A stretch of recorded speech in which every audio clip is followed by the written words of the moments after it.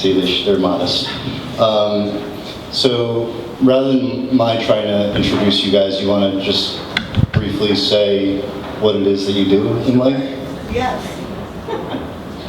What do I do in life? Jeez. So I'm the vice president at Pretty Matches, which is Sarah Jessica Parker's production company, and we have a deal at HBO. I'm also a producer on a new comedy series for HBO that's premiering in the fall called Divorce, and that's what I'm doing right now. Hey guys, I'm Jon Adler. I work at CNN. I'm the director of development for original series there. So we put on a bunch of hours a year that are documentaries and multi-part documentary series. You guys might know Anthony Bourdain. That's our most successful one. So I work with producers that come in and pitch new ideas, and we try to turn them into great shows for CNN. I've also tried to sell a show to Jon, and he turned it down. It's true. That brings up a good point, though. So I feel like a lot of times rejection is a huge part of the process for anyone, whether you're with a network because you're trying to convince the president of the network to do a series that you're behind, or you're a producer pitching it. How do you not take it personally when there's always so much rejection? Because the percentage of something actually happening is like 1%, you know, if you're almost on a good year. Yeah. I think it is like 1% of things do happen, so you kind of have to get used to it, and the more it happens, the easier it is to deal with it. But I think it's kind of okay to take it personally, because you're passionate about the things that you want to get done, and I don't know, do you have any better insights? Well, I mean, I have to do some of the rejecting sometimes, which isn't fun, and because, you know, if I'm pitched by 10 people in a week, maybe one of those ideas goes to a meeting, which then goes to the president of the network, maybe. So what I try to do when I have to give bad news is I just give the truth. I say the real reason why it doesn't work for us, and I always say to someone, you can kind of come back at me if you disagree or if you want to talk it out more. Just because I think then it feels real. There's an actual reason why it doesn't work for us. And when my ideas get rejected, yeah, it's pretty personal. Yeah. I'm pissed. Yeah. And I think that's okay. Yeah, I think it's fine. I think that actually helps when you're selling or you're pitching. Right. People want to know your passion. So the other side of that is that when you're rejected, it's, you know, you can be upset about it. Exactly. And you just have to keep going. And I think that's one of the hardest things to learn is take it personally, feel all the feelings, feel the sadness, and you might kind of doubt your idea, but then you have to keep going. And actually, you probably can speak to that, because you're a filmmaker. Yeah, although I guess I've trained myself not to take it personally. Like, I've been working with ABC on a pilot for the last year, and got a call last night that that ABC had passed, and I said I said, okay, like, what's next? Like, where are we taking this next? ABC's not interested, but I bet we can sell it somewhere else. And I think one of the producers on the other line was almost a bit like, aren't you upset? And I was like, well, no, this is what happens. Like, for me, it's always, I don't know, I think I've now learned to not take it personally, maybe because I get rejected so much. Right, you get used to it. You get kind of used to it, so it's almost part of the process. It's like, if someone said yes immediately, I'd be like, what do you mean yes? Like, I have to be rejected first. Yeah. So rejection is very much almost just part of the. For me, when someone says no, I'm almost like, okay, now it's official. Like, now the idea is real. Like, someone said no, so it's out there, and now I can get going. I think very rarely do you hear someone say, yeah, I had the idea, and then the next day I pitched it, and then they greenlit it, and now we're shooting. It's like, I don't think that happens. So it's not. And then you know, speaking of bumps in the road or rejection, you guys are going to be obviously, and you guys are already making short films and such. You two are oftentimes obviously involved in production, and these guys are going to be working on a pretty intense 1 or 2 day project of making their own short film. What are some of the, do you guys have any funny stories or interesting stories, I guess I should say, about when you're in the midst of producing something and there's hiccups or bumps in the road, and how do you go about figuring out ways to manage that? Oh my gosh. I feel like production is nothing but bumps in the road, and that's kind of the pleasure of it. I mean, for example, on Divorce, the show that we just shot for HBO, the first day, everyone was so excited, it's like a new series, and we wake up, and there was a massive cold front, and it was literally 3 degrees. So we were shooting outdoors, and Sarah Jessica was nervous, and it was so cold she literally couldn't move her mouth anymore to deliver the lines. So we had to find hot water, and she was gurgling hot water, and we had to set up heaters, and we were terribly delayed because she literally couldn't get the lines out. So I feel like as much as you prepare for issues and try to troubleshoot what the problems are going to be, you just have to kind of think on your feet because it's never what you think it's going to be. We just finished a pilot that I was working on that we ended up, we're going to pick it up to series for next year, so that was really great.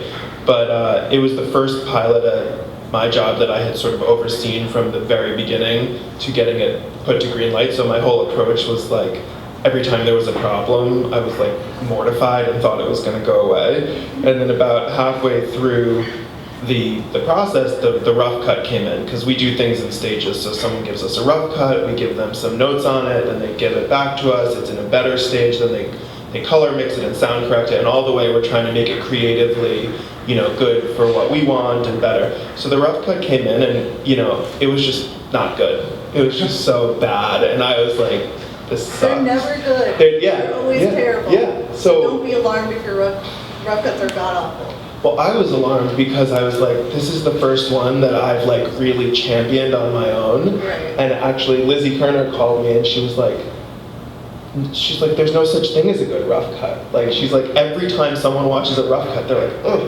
is this what we're gonna do? And she's like, you just have to sort of roll with that. And we did, and it ultimately ended up fine. And I think you guys just have to realize that like production, like you said, it's just sort of a status quo is problematic.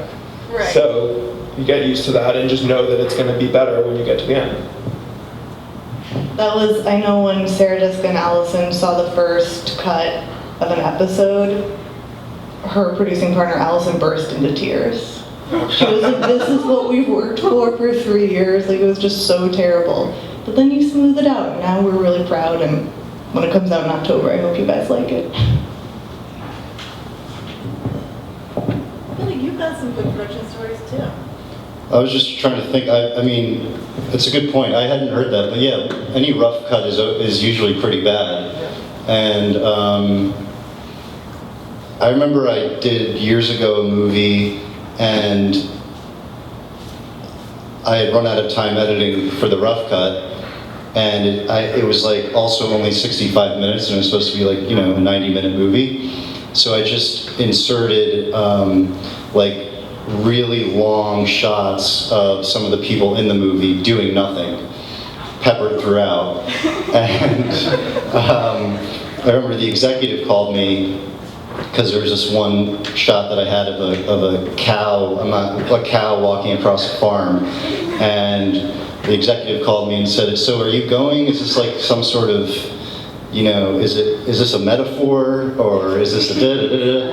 And I didn't know them, the executive, maybe as well as I know you guys, so I kind of danced around it, and I said, well, it's not a metaphor per se, but I'm playing with this idea of this relationship that the characters have with animals, and da-da-da-da-da.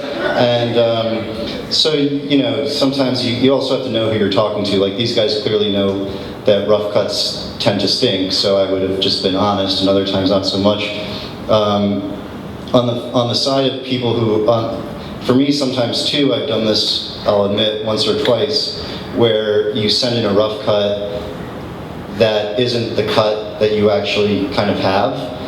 You have a rough cut that you know they're going to give a ton of notes on and isn't necessarily where the movie might be, so that they don't start giving you notes on a cut that you're still in the midst of figuring out, if that makes any sense. Also, dealing with actors is always going to be a dramatic sort of part of production, I think. They have to be sort of on camera, and it's very stressful.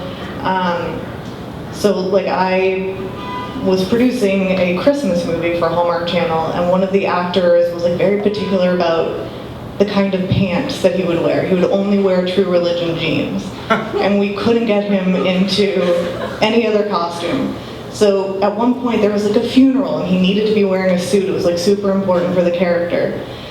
And I was like, I think it might have been the second movie I produced. I was like 24, and I had to go into this 40-year-old actor's trailer and convince him to like get out of his pants and put on an appropriate costume. But just learning how to talk to actors and sort of understanding how vulnerable they are, I think is another important part of production.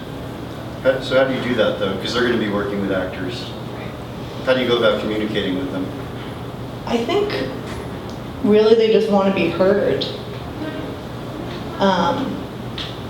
But like managing anyone, it's kind of different for every single person. But I think this guy, I actually ultimately think I couldn't get him out of the jeans. I think I failed on that front. But I think for the most part, you just want to listen and understand like why they're feeling vulnerable. I know we're supposed to talk for a little bit, but I prefer, you guys have questions? I'd rather kind of speak to your guys' questions. Yeah. What makes a producer want to pick up a show? What makes a producer want to pick up a show? Good question. So there's your brand. So like CNN has a really specific brand that we want to espouse. And we're going, there's sort of like the things that we think we want in terms of shows, and then there's what kind of comes through the door. So I spend my time, thinking I want a travel show, I want like a really amazing, like hard-hitting, serious documentary, and I want to do a historically driven documentary.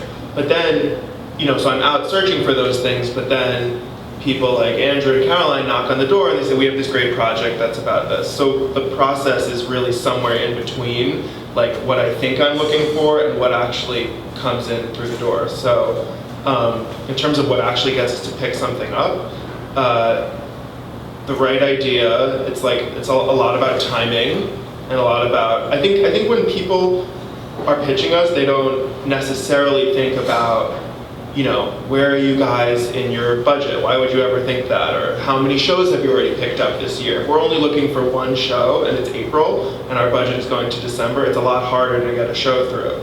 And why would someone from the outside ever care about that? Because it's not their world. So there's a lot of different factors that are creative and business factors that kind of come together, and I would basically say it's about timing.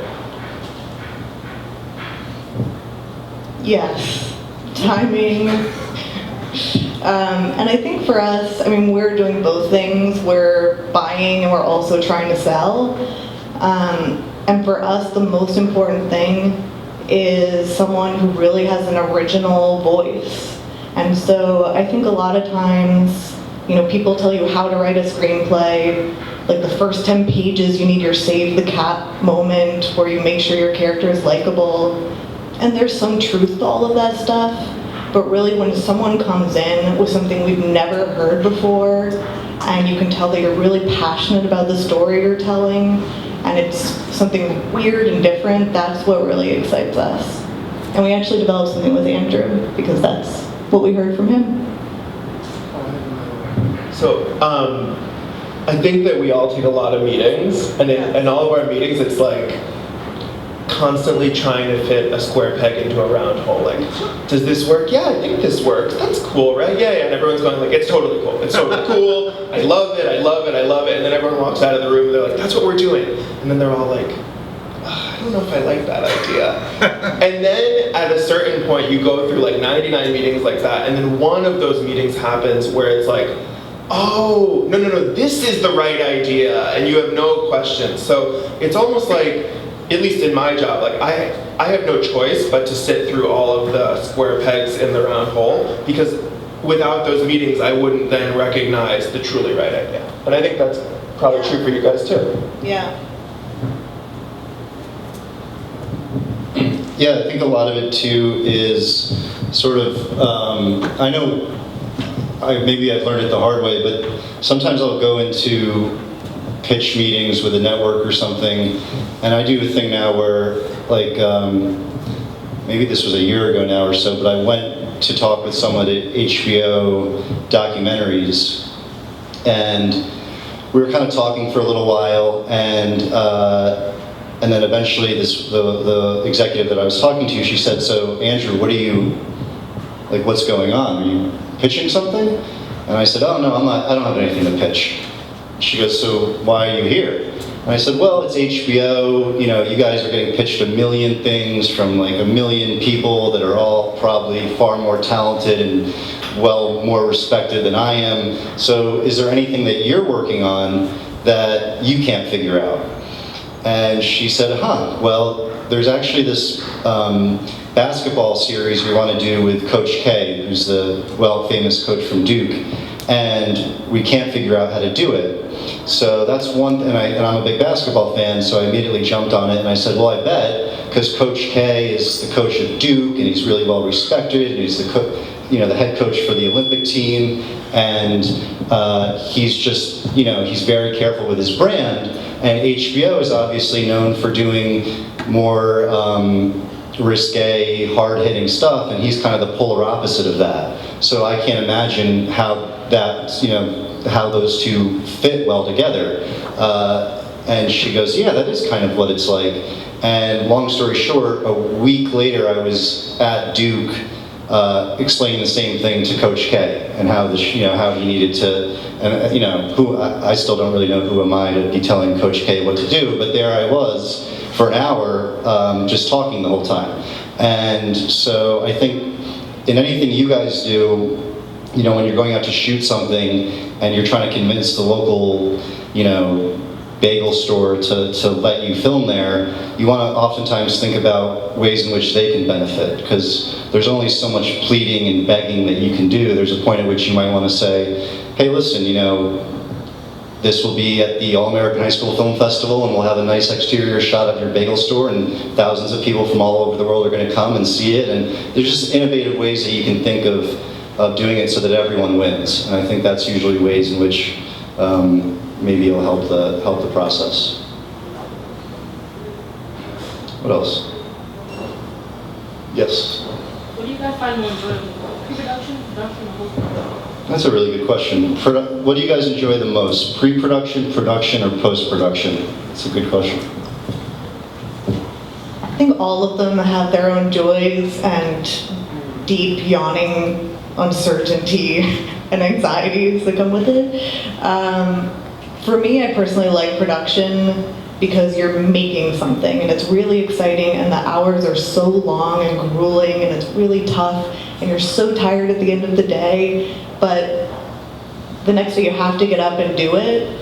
So you kind of have to make a decision quickly, and then that's your decision, and you've got it on camera. Whereas for me, development, you can kind of question yourself forever and wonder if you're making the right decisions. So there's something nice about sort of the black and white nature of production that I enjoy. That's so funny, because I like development so much more, because it's such a nice idealistic time. That's true. Yeah, before you have to deal with your budget and the fact that there's only 24 hours in a day, and then the sun goes down and you're trying to get a daytime shot. And Everything is possible. yeah, everything's possible at that point. But I also like development because, at that point you don't have like the shackles of, you're shooting on a budget, and every minute that you spend is time and money, and whoever's funding your project is thinking about what you're doing. And so I just, at least when we're in production, I'm not personally as involved in it because we're just waiting for like you guys to send us something or send us updates. So I'm not as involved in that process. But then once the cuts come in, then it's like great, and I'm sort of back in it, and I really like that. So you like the more sort of creative parts, it sounds like. It's funny, so your production, pre-production, I would say post-production, because I feel like I'm finally seeing the results of all of this, and you have an idea forever, and then someone maybe finally gives you the money to do it, and then you're shooting it, and when I'm shooting it, it's just like, it's all you're thinking about, and then you get into post-production and you start seeing this project that you've been working on forever come together. And also, like for documentaries at least, when you're in production, you're running all over the place, you're not sleeping, you're trying to still properly communicate with the people on your crew.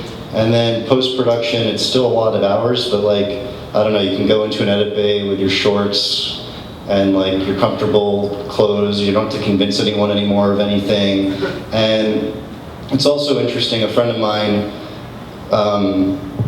has this kind of cheesy line, but I think it's totally true, which is that if the documentary, and I think this is true with a lot of films, if the documentary that you ended up making is exactly what you thought it would be when you first started, then you weren't listening. And it's a lot of fun to see your project and to find little snippets here and there that you never would have imagined when you were first pitching it or talking about it. And so it's just cool to see not the development of how you see your project as well. But it's interesting. I think if you were to, I think you would ask a lot of different people and everyone has different answers. And also, I feel like you might have a different answer. Like if you'd asked me 6 months ago, I might have had a different answer. Yeah, sure.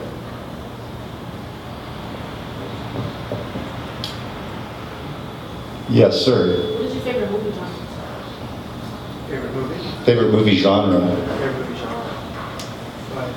I'll just say quickly, probably, actually, I don't know. I'd say maybe, I'm a history, maybe comedy, just because I'm always so miserable that I get to laugh. I have a similar answer, because I spend all day watching documentaries and nonfiction TV, so when I go home at night I have to watch scripted comedy, because it's like totally an escape. I'm like, I wish that my life had a laugh track to it. And like, I wish that I lived in The Office, because I watch that show all the time. But you said movies, that was TV. But same thing, comedy. Well, it's interesting when you ask, because I feel like I used to watch a lot more movies, and now there's so much great television, and also I work in television, so that is what I'm watching a lot more of. And I'm with you. The comedies seem to be in television where a lot of the great character stories are being told, I think, right now. But in movies, I like a good adult contemporary drama. Something real weighty and sad and historical with like profound significance. Like The Lives of Others. I don't know if you guys saw that German film. That's the Bible. You can tell she works for HBO. She likes the meaty films from other countries with good subtitles and everything. Yes, What ma'am. got you guys into film? What got you guys into film and TV? When I was your guys' age, I got bullied a lot. I was this and probably weighed like 30 or so pounds more. And so I was big, but I was very gentle. I am very gentle. And so I was called the gentle giant. And instead of hanging out with other kids, I had this big, bulky VHS camera. And I would walk around and pretend that I was actually a CNN reporter. And I literally I save everything. And I have I just saw it the other day, old footage of me in my backyard pretending to be a weather reporter, talking about how the grass had grown. And like, I don't know what I was doing in life, but it sounds like you guys, right? So there you go. So I think it may have been that, like some form of escapism, trying to, being able to create my own world, if you will. I grew up in New Jersey, in the suburbs, and I was a huge theater nerd. And I think that's when I just fell in love with not only storytelling, but also it's the same thing in theater as it is in film and TV, where you really become a little family when you're working on a production, and I just love that. But when I moved to New York City, I had no idea that what I do was even a job. So I look at you guys and you're so far ahead of where I was, where a lot of people I know were at your age. And I ended up finding an internship working for an older producer and sort of fell in love with the process of my first job. But I wasn't someone who even knew that you could work in film and television when I grew up. I was such a dork in high school, such a loser, and I would like read Vanity Fair, and I was like, why am I reading Vanity Fair? Like I'm like 14 years old, but I loved it. I loved it. I wanted to like know more about that world. I would like read about the film festivals, and then was there Google then? Yeah. There was like a little bit of Google then, or there was AOL. I would like search like about the movies and try to find them, and that was like sort of the beginning for me. And then I was also like watching television all the time, and my mom would yell at me and she'd be like, "Why do you watch TV so much?" I was like, "I just like love all these shows." And this was before there was like 50 great shows out at a time. I was like the person who could tell you about like the 10 shows I was watching. And so I just had to sort of figure out how I could be in a world where it was okay to watch television and film all day. So it took a while, but it's like you were saying, you guys are so ahead of it because you already know what you want to do and you're figuring out how to do it as a craft. So.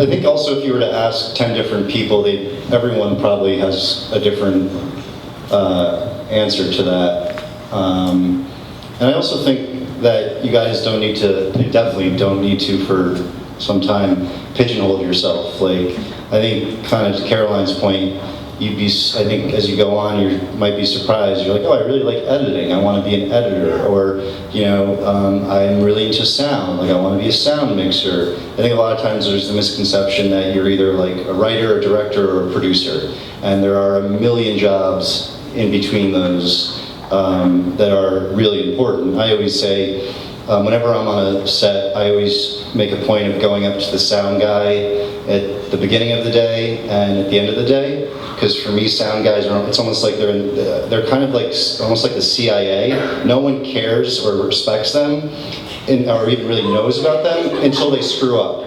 The CIA, it's like you don't really know all the things that they're preventing from happening, but you definitely know when they mess up. A sound guy, everyone just assumes the sound is fine, and then when sound's not there, everyone is glaring at that person and is really upset at them. And they have to sit there, and their job is to shut up all day. Like, they don't say anything either. So it's good, I think, when you guys are working with each other to just show that sort of appreciation, because I think that's a big part of it, right? It's just like people skills too. I think, a lot of times people will say, how does that director keep getting work? And a lot of times I'll say, well, he's probably a really nice guy. Because I've been on phone calls where they're deciding who the director is going to be, and there's two people of equal talent, and sometimes even the person of less talent, if you will, and they'll say, well, let's work with the other guy because we don't want to deal with that. We don't want to deal with his whole, his or her issues, and they're always complaining, and so that's a huge part of it too. I would just add that, in this industry, it's very easy to get an ego, kind of no matter where you sit.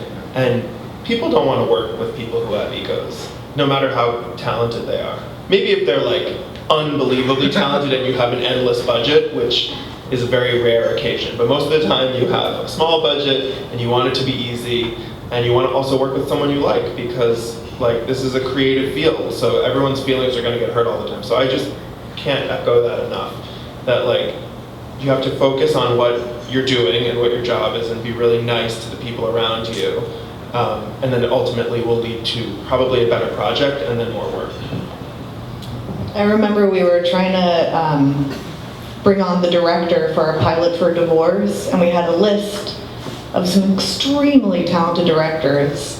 And next to them, we would have comments after we talked to HBO, and we all confab about who we wanted. And so many of them, who I'm sure you would know and whose work is brilliant, next to it just says, life's too short, life's too short, life's too short. Yeah. That's amazing. And the other thing, especially because you guys are young and you're filmmakers, but you may end up being editors, you may end up being working at networks, you don't really know what your path is. Here's what I would say. The road is very long, so be very nice to people, because you don't know what room you're going to end up in. And people who are rude to you, they don't know what room they're going to end up in. They can end up in a room with you, and then all of a sudden you're making a decision, and it's like, you know, like one story I have, here's a good one. A very, very, very well-known and famous producer who, I will not say who it is, when I was an assistant, my first job is I was an assistant at CAA, which is a talent agency, big Hollywood talent agency. I worked here in New York, and if any of you have seen Entourage, I was like the Lloyd character. That was my life for 3 or 4 years, running around, being screamed at, but then coming, oh, this is so-and-so's office, like, can I get you a cup of coffee? So it was a really amazing first job, but tiresome. And people are rude to you all the time. And this one producer was so rude to me once because I didn't recognize her. And I was like, oh, are you so-and-so? And she was like, I am this person. Like, and said to me, I was 21 or 22, like, let me give you a piece of advice. You need to know who I am. And I was like, this sucks. And then 4 or 5 years later, I was in a room with this person. She never remembered me, which is fine. And she was pitching this idea that was so wrong for CNN. It was just wrong for so many obvious reasons. And it was like embarrassing that she thought it was right. And I was just like, you know, I'm not gonna be a dick right now, but like, I'm sorry, your project isn't right for CNN. I never passed in the room, but I was like, this is just not right for us. That was it. So you just have to be aware of that, like, because that happens a lot. That happens, wouldn't you agree that happens all the time? All the time. And like, be nice to assistants. They have really hard jobs, and then they're going to be executives, and exactly what happened to Jon. Like, you'll be pitching to them. I mean, I always joke around that I only started this film festival so that when you guys are my boss, you'll hopefully remember me and give me gigs. Like, that's what I'm really interested in here. It's also that people talk. It's kind of a small world, so it's easy for someone to call and say, hey, what is it like working with Jon or Caroline? And so word gets around quickly, whether if you're cool to work with or not. And yeah, I think we all have stories of people that have said certain things that you don't remember, and then you end up seeing them a few years later, and it sticks with you. Who hasn't? You haven't, right? One of you two. Go ahead. What are your best and worst experiences while working on a project? Best and worst. Oh boy. I have so many. I was in Japan once making a movie, and we'd been following around this baseball team for 9 months. And I remember the first day that I went there, I was on the field, and there was, above the scoreboard, there was this little platform. And I was like, oh my, I was like, the opening shot to this movie has to be a shot on top of the scoreboard on the platform, looking down on the field, and I had this whole thing in my head. The field was going to be in the foreground, and then the background was Tokyo skyline. And I was like, this is the perfect way to start the movie, da-da-da. And I asked the head coach, I said, can we go and shoot from the platform up there? And he said, no, everyone wants to do that. It's extremely dangerous, you can't do it. I was like, okay. And part of, I think, getting respect from different people is showing your work ethic. And so every game, there's 162 games, I would get there before all the players, and I'd stay there until afterwards. And every month I would ask about going and filming on top of the platform. And no. And then it was game 5 of the semi-championship to the Japan series. And it was a sold-out stadium, 20,000 people. And it looked like the team that we were following was going to lose, and the season would be over. And so I was talking to my camera guy, and he said, what do you think about going up there and getting that shot? And I said, well, I don't know, we're probably gonna get a lot of trouble if we do that. And I kind of looked at him though in a way of saying like, yeah, go ahead and do it, and let's just pretend that we kind of forgot we're not supposed to. So he goes ahead, and about 10 minutes later, I'm standing there watching the game, and there's a commotion going on in where all the reporters are. And they're all watching the game on TV, because the game's being nationally broadcast. So I go up there, and I'm kind of trying to figure it out. They're not watching the game. Well, they are, but the game's not going on. The commentators aren't commentating. It's on a commercial break. It is a shot of my camera guy on the top of the platform with the tripod getting like panning shots, you know, and going back and forth, going back and forth. And I spoke a little bit of Czech, not really. And so I asked one of the reporters who spoke very good English, I said, what's going on? Why are they getting a shot of the camera guy?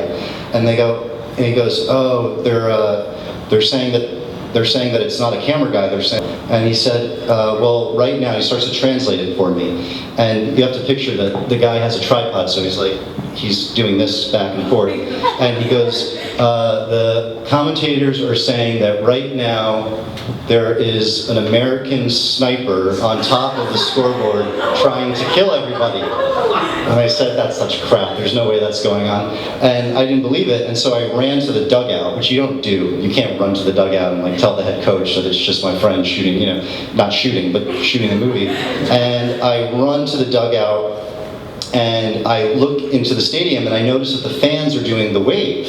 And I'm like, wow, these fans are hardcore. Even in the midst of like this guy shooting at them, they're doing the wave. And then I realized they weren't doing the wave. Every time that he panned the camera, they were ducking and going up and down and up and down.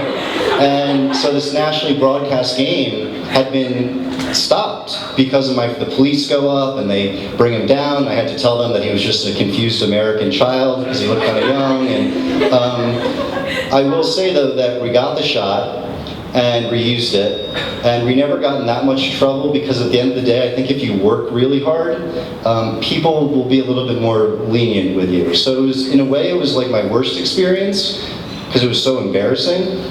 But it also, I don't know, part of it was kind of a good experience because I got to see that sometimes you get the benefit of the doubt if people know that you care that much. That's a long story, sorry. I can't top that story, man. I'll say briefly, my worst experience was probably the first TV series that I ever produced up in Canada. And I'd been working so long to get a series on the air, and we were finally greenlit, and I was so excited. I think we'd shot 5 episodes. And then the CEO of our network saw our rough cuts, but he didn't really know how to watch a rough cut. So he saw it and freaked out. And in the middle of production said he was going to pull the plug on the series.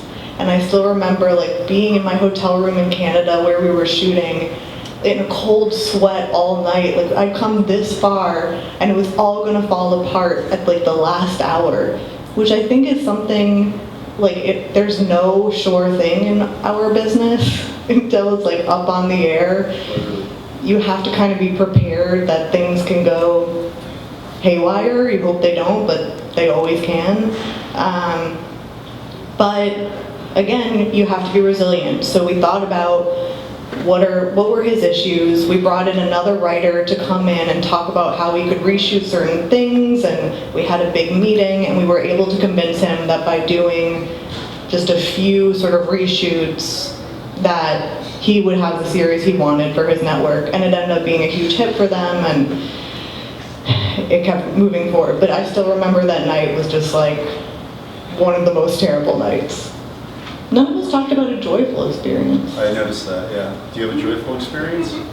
Or what? Yeah, Actually, when the show launched and it got like a good review in the New York Times, that was a really joyful experience.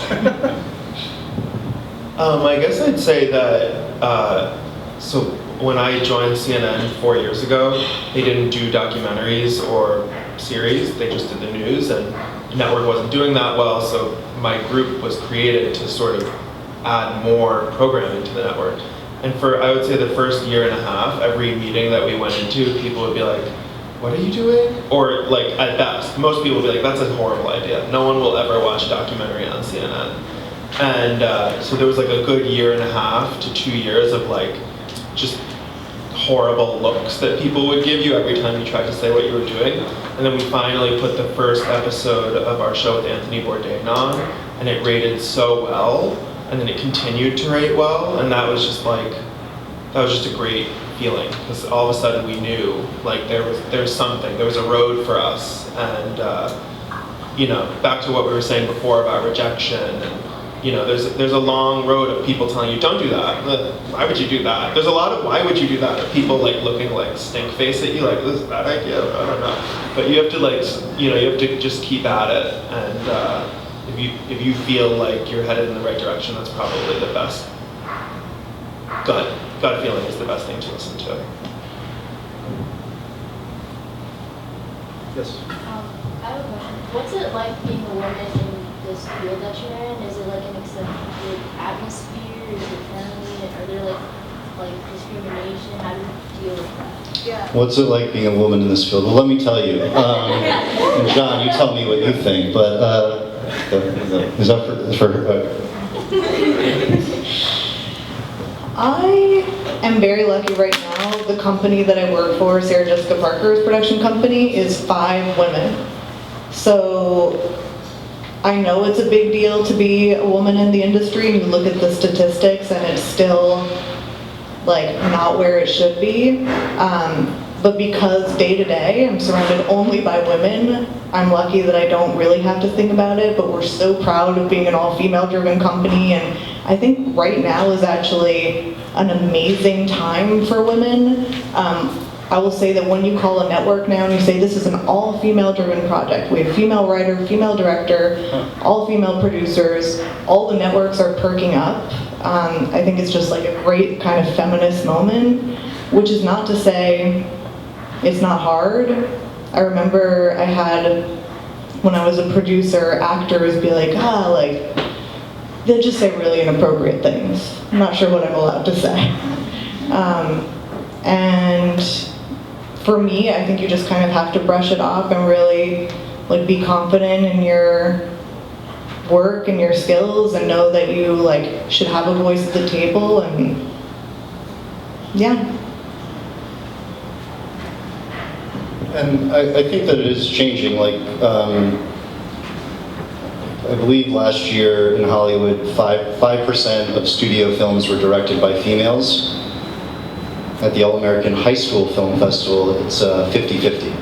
So I think that is certainly changing. And I will say I've worked with Caroline's company, and it's pretty scary to work with 5 women. It's hard stuff. That's true. And I think too, it's important to have, what I have at Pretty Matches is like a sisterhood, and there's just something about working with other women. I also started like a networking group for women in film and television in New York. Yeah, it's called Mise en Scène, Miss End Scene. And it's kind of lame, but anyway, there's something about like a sisterhood where we feel like we can reach out to each other and share information, and it's just like a different energy than it is when I deal with my male peers, as much as I love Andrew and Jon. But. I think we might have time for one more. Yes? Has being in the industry like changed or shaped you at all? Has being in the industry changed or shaped you at all? Jon, why don't you go first? I think so, yeah. I just feel really lucky that I have a job where I get to kind of think a lot, be creative, read, try to evaluate sort of like not only what's like cool and would attract viewers, but also sort of like what's in the zeitgeist, what are people thinking about, and how do we turn that into a show that can be innovative. So, you know, I feel very lucky for that. So that's what I'd say.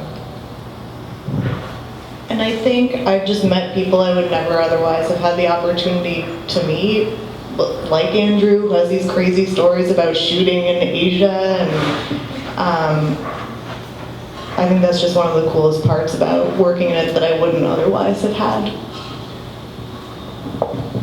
I think what I found most interesting is that the people who have quote unquote made it the most are always the people that will give you the most time, which is why they've probably made it. So sometimes I'll call, let's say I call a big celebrity or something.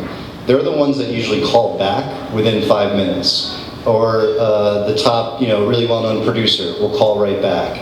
And it's almost shocking how just the response rate. And then people who maybe have a bit of an ego or whatever will take a day or take 2 days, which is, don't get me wrong, is totally fine. But I remember I once went to this, when I was young, I went to this party and there was this it was a premiere for a film and this director that I really liked.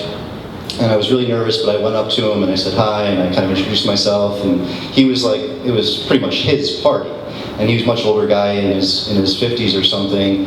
I was like 22, and after about 45 minutes, I realized I was still talking to him, and he'd been asking me questions the whole time.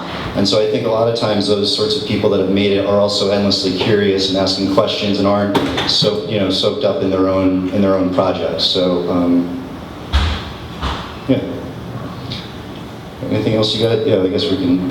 So, basically as producers, how do you feel like that you conform, not necessarily conform to like what's attractive, but like how does pop culture shape what you produce?